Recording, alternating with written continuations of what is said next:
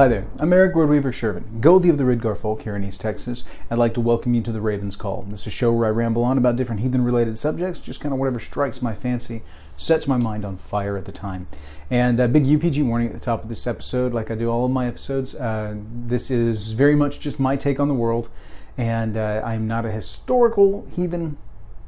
I'm also not Fluffy Bunny. I'm somewhere in the middle. I'm what I like to refer to as a modern heathen. So, that plays into some of the more tribe-specific things that I like to do for these particular episodes. So, if you guys would, please hit subscribe down below, ding the bell to stay up to date on everything, give thumbs up to the videos. All that interaction helps to get the videos out so more people see them. I know the Heathenry 101 video is approaching 6,000 views rapidly. It's crazy. I never really expected that one to take off the way it does. Of course, it's got kind of a clickbaity type title, but still, you know, it's really cool. I can't thank you guys enough for all the support you give, and that's why the channel is still going. So, all right, let's jump into today's episode. Now, this one is going to be just kind of a shorter episode, but it's a little more on point for the holidays. This episode's going to be coming out during the middle of what my tribe practices as Yule.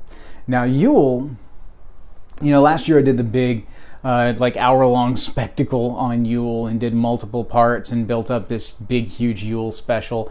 I have not had the time to do that this year. It has been an absolutely ridiculous year. The last two episodes I did were on burnout and on ordeal breeding worth. And that's very much the theme of this year. It's been a crazy one. So this year we're going to do just a little kind of short thing here and talk about Yule a little bit. But for the most part, I wanted to give out just a glad Yuletiding to everyone that's viewing and has been with the channel for a while, or if you're fresh to the channel, God Jul min venn, which is it's Norwegian, not Old Norse, it's New Norse, Nynorsk for good Yule, my friends. So, Yule is a time of year where everything kind of slows down, at least it's supposed to. In modern Western society, it's very much not that. It's very much blow and go. It's very fast-paced, very commercialized.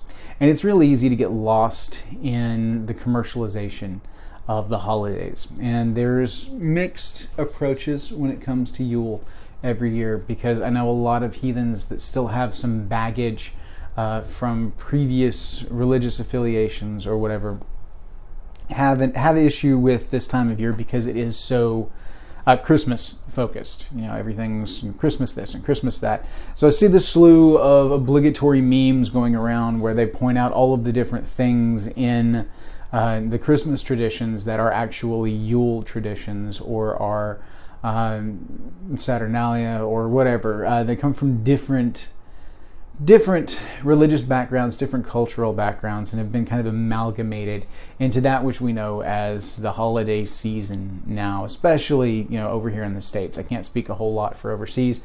I know there's different traditions, like Boxing Day is not a thing for us here in the States, whereas I know in the UK and in Canada, I believe, at least in certain parts of Canada, Boxing Day is a thing. And for those that don't know, Boxing Day is the day after the 26th, and it is when they put the boxes out from all of the gifts and everything. There's usually parties and everything going on. It's kind of a continuation of everything. And that's from my limited understanding, because like I said, Boxing Day is not a thing here. So I'm sure somebody's going to educate me more on the historical points of Boxing Day, or at least what it came from, etc. I don't really care. It's not a thing here, so I don't have to worry so much about it. But I do hope those that do practice Boxing Day enjoy it and have a good time. So Yule itself, of course, is attested to in the old sagas and the old records that we have surviving on. A lot of people have done videos on Yule and the historical accuracies of it all. And it's a beautiful thing. I love to see that kind of research going in. There's a heavy focus in sort of the reconstructionist side of things on the historical accuracy of these things. So, you know, there are some key points to it. Like, my tribe, for one, still celebrates it as a 12-day celebration. I realize this isn't historical Yule, but it's our tribal Thu. That's how we've done it. That's how we continue to do it. And it's special to us for that reason. I believe that the traditional date for Yule would have fallen between Winter Nights and Sigarblot, which would be the beginning of winter and the end of winter. And it would have been based on the full moon system, because classical heathen calendars were not solar based. So it's not based around the solstices. You'll see a lot of stuff going around where people are like, well, midwinter is the longest night, etc., etc., and that is one approach to it, and there's nothing wrong with that. I don't care. People can do however they want to do it. The essence, though, is that it is actually midwinter, so it would vary based on regionality and your seasons. But essentially, the gist, as far as throughout the arch-heathen world, because a lot of that was based in similar climate and weather patterns. So it would be typically all around at the same time. And it is that full moon directly in the middle of winter, which would, be the Yule month, as it's referred to as. A lot of the old holidays were actually referred to as Monath, which actually meant, like, Yule Monath would have been like the Yule moon, because that's what it was based around. It was based around a lunar calendar as opposed to a solar calendar. So their month system was based on the full moons. And so Yule would have been around the full moon, directly in between, directly in the middle of Winter Nights and Sigarblot. And so it marks the mid of winter, the surviving the first half and coming into the second half. And of course, traditionally, it was a blessing for the crops, largely. There was a large part of that where it was a blot done in order to bring luck and strength for the coming harvest and growing season, hoping to have good harvest in the coming year. It did bookend the year, of course, and there was a lot of attestation in the stories about people traveling during Yule, because they were going, like, especially in the Heimskringla, you see kings that will travel during this period of time. They'll go back and forth between one another's steads, and there was a lot of travel, a lot of focus on the revelry and the party, and it was about a 3-day period from what we can tell, which stands to reason because the full moon itself, well, you have the night of the full moon. Typically, full moon is regarded as the night before, night of, and night after, as far as a full moon period goes. So the practically full, and still pretty full period of the moon, so about a 3-day period, tracks with the historical look of Yule as a 3-day celebration. Now, of course, libations, gift giving, all of this was very much a key part of Yule, still is today. And so that's why we have our parties, that's why we have our gift giving. And a number of people have had issues in the past with the commercialization of Yule. And that is a thing in the modern society. We focus so much on material things and material wealth that it's difficult sometimes to keep up. We put ourselves into hock over just trying to get the right gifts to make everybody happy. And we lose a little bit of what the gift giving is actually about. It's not about giving exactly what the person wants. It's giving something that's heartfelt, something that's meaningful, something that carries weight based on your relationship. Because what you're doing is you're continuing to build frith between one another. That's largely, when you're dealing with it in like a larger level, as far as like kings and stuff like that, it's interactions between tribal entities, between kingdoms, things like that, where they're trying to establish relationships with one another. And so that's more along the lines of Gefrain than it is upon frith per se, depending on exactly how you denote these particular terms.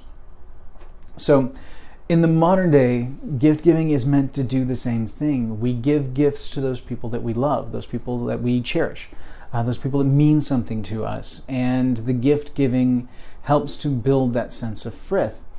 But with the over-commercialization of modern world, it gets particularly difficult and particularly cumbersome to do this on a large scale, because we do have a lot of friends and family that we want to interact with. And I'm going to tell you guys right now, it's fine to give something small. It doesn't have to be something big. That's a myth that has been perpetuated by modern society and largely by big companies that are trying to push sales. It's a marketing ploy to boost sales during the holiday period. That's why we see things like Black Friday and Cyber Monday and all of these big focuses on the purchasing and the buying and the doing. It's okay to make stuff. One of my friends does some absolutely cool handmade stuff. She does just all kinds of, she's one of my witchy friends, so she's constantly making different concoctions and blends, and she makes a wicked beard oil that I love. So shout out to Dawn, you're awesome, love your stuff. And I've got another friend, Rod, who does some really cool carving stuff, and I love to see his stuff floating around whenever he does do gifts for people. And really cool guy. So shout out to Rod. Hey man, how you doing? So the gifts can be handmade. They can be small, they can be large, it can be whatever is appropriate given your relationship with the other person. But just like in the Havamal, it mentions to beware of overgifting. There's a lot of overgifting that occurs during this particular holiday period. And that's a thing, the companies, the advertisers tell us that we need to be buying the new iPad, we need to be buying computers, video games, systems, big high dollar items.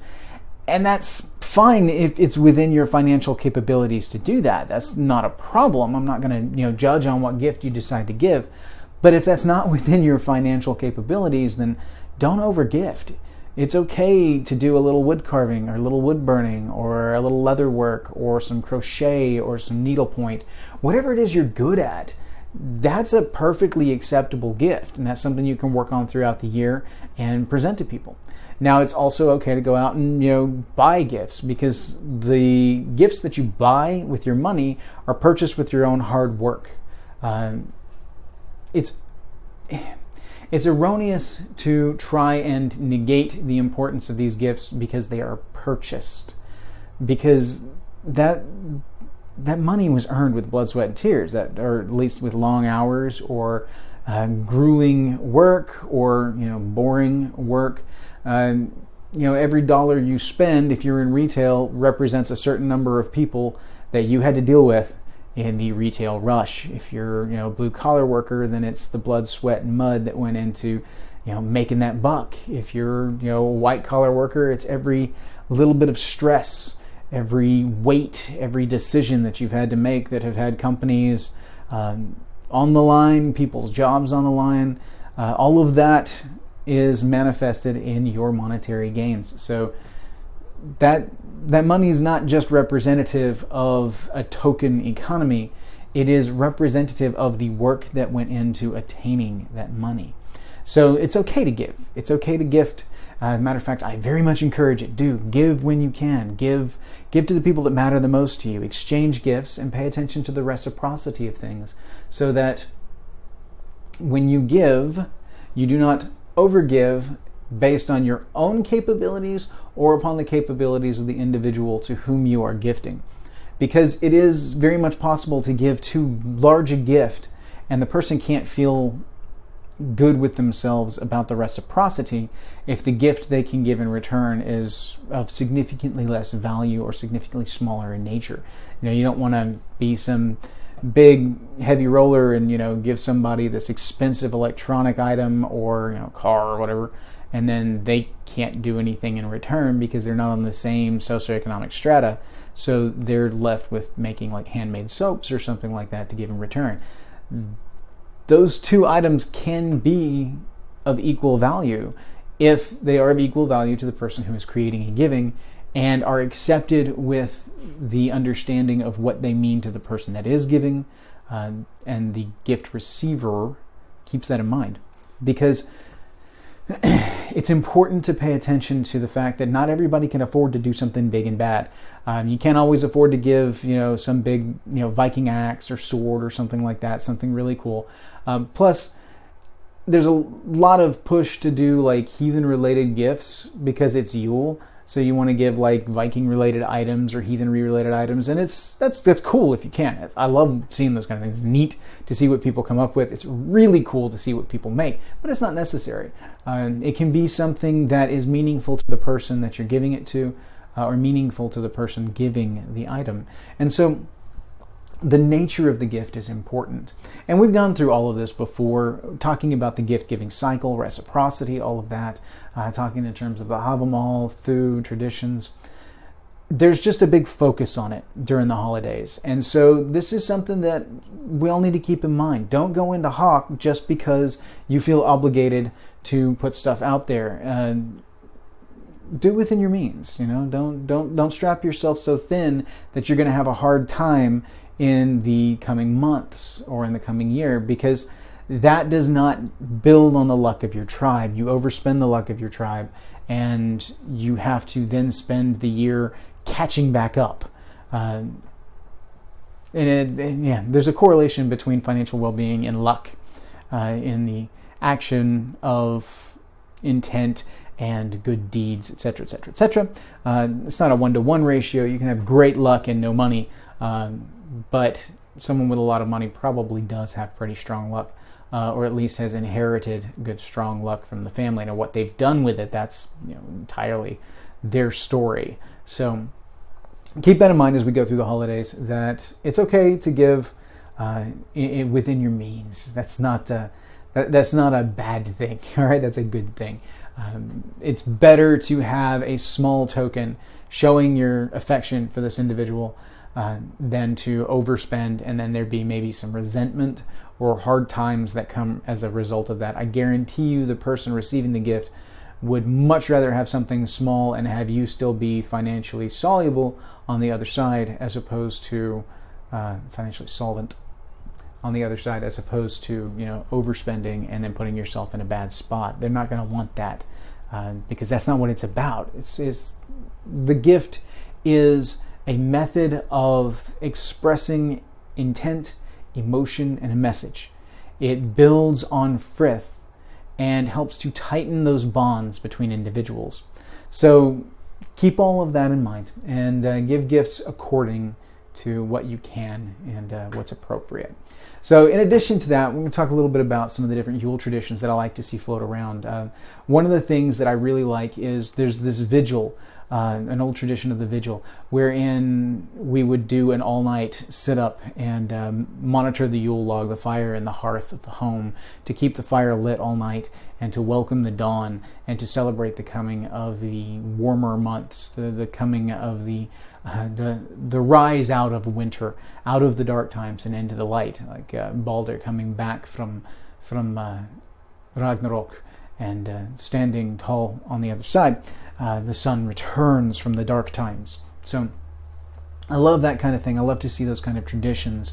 There's also traditional foods that people like to make. Like I typically like to make lefse. I need to get a new lefse set, so I don't think lefse is going to happen this year. It's time to re-up on my materials so that I can do it appropriately. But lefse is one of my absolute favorite things to make. And for those that don't know, lefse is a Norwegian potato flatbread. It's made with riced potatoes and flour, a little bit of sugar and salt, some cream, and it's rolled up into little balls, and then you roll it out on a board or stone, and you roll it real. You can roll it really thin, or you can roll it a little bit thicker. I like to leave a little bit of thickness to mine because I like that kind of bready kind of texture to it. And then you cook it on a hot griddle, either side, a couple of minutes, and then it comes out looking kind of like a potato tortilla, but typically larger in size. Really good, fantastic with things like the traditional way to eat lefse, of course, is with butter and sugar on it. You can also put jams on it. I have done some really cool stuff with eggs and salmon to make kind of a breakfast burrito kind of thing. I really enjoy that. And then, of course, you can mix it with all sorts of things. Just depends on what you like. Or you can eat it by itself. I like it just plain. So lefse is a cool thing. And then there's all kinds of cookies and cakes and stuff that people make traditionally. And I love to hear what people make for their own tribes, for their own families, what your traditions are. So jump in the comments, jump on the Facebook page, and let's share a little bit about our Yuletide traditions and what we like to do. We like to do, I have a movie that I watch every year. It's called I Remember Mama. I've reviewed it on the channel before. I've talked about it. I can't count how many times. I love it because it's this kind of old school look at family and family values. It's not really a holiday movie per se. Most people that sit down to watch it go, what are we watching? because it's old black and white, and it's a wonderful film. By the time we're done with it, they're like, okay, I get it. That's all about family. That's all about, you know, the bond of family and just the experiences that family have. It's a wonderful, heartfelt kind of thing. And so it's just cool. I really like it, and it really hits the spot around Yuletide. So I very much enjoy that. And then, of course, I love to see heathen musicians put out different kind of Yule-related music when it comes out. But there's not a whole lot of that, so we have to kind of make do with music that is out there. A lot of secular music can be adjusted when you sing it. Christmas has the same number of syllables as Yuletide, so the two are actually interchangeable in most music. For those that don't know, music, as far as swapping words out and stuff, is actually based on syllable count more than it is on word length or anything like that. So as long as the syllable count matches, you're probably going to be able to interchange things. Now, rhyming schemes and whatnot get a little complicated, but it's okay to switch some of those songs around to make them a little more Yuletide-y for you, because that's, especially with the secular songs, it's not about a religious kind of thing in that. It's about the feeling of the time of year. It's about the traditions. It's about family. It's about being joyful and enjoying. And that's very much what Yule is about.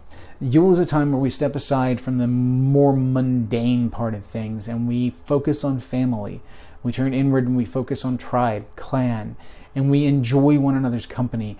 We embrace one another, and we celebrate life. We celebrate the fact that we're still here, that we're still kicking, and that we're going to survive harsh winters, if you have harsh winters. We don't have harsh winters down here.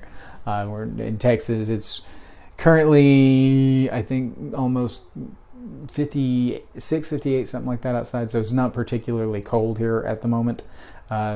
We don't tend to have very cold Yuletides, but that's just because we're in East Texas. You know, we have blistering hot summers. That's what we try to survive, as opposed to that in my part of Texas, pretty raucous storm seasons.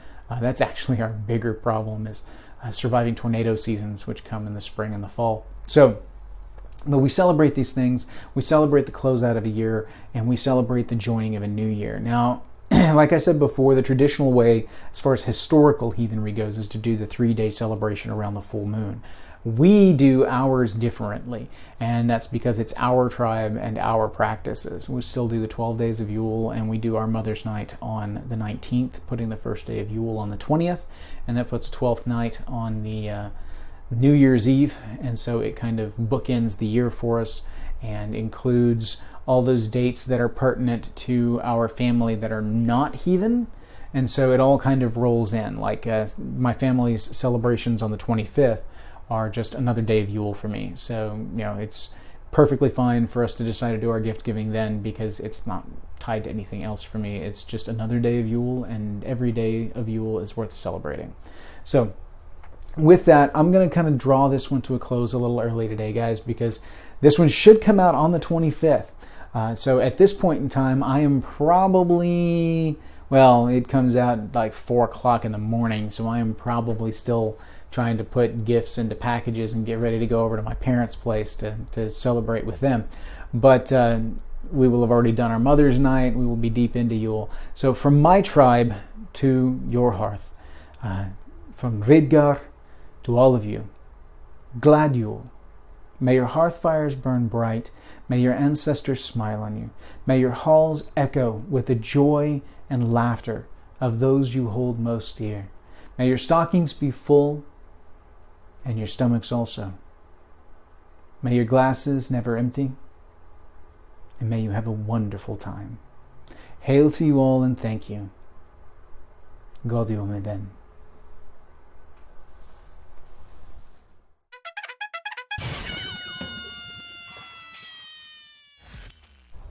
Oh, hey, that actually worked. I wasn't sure if it had paired up or not. Hey, look, my cable's a little twisty. Let's fix the twist. All right, cool. I'm still loving this little clicker. Okay. All right, this is the Yule deal. I think it's episode 110, I believe. Got too many things on. Hang on a second. Loud noises, because I'm touching the microphone. Oofda. Move my flash drive. Work stuff. Oofda. Alright. Cool. Alright. Yay! B-roll footage. Onwards and upwards, shall we? Alright. So, we are live in 3, 2, 1. Let's jam. I love when the intercom jumps on and interrupts me in mid-sentence, because then it makes a just glorious little editing snafu. So I got to go back and figure out where I was and restart the sentence so that I hopefully have clean editing jumps. Anyway, 3, 2, 1, let's jam.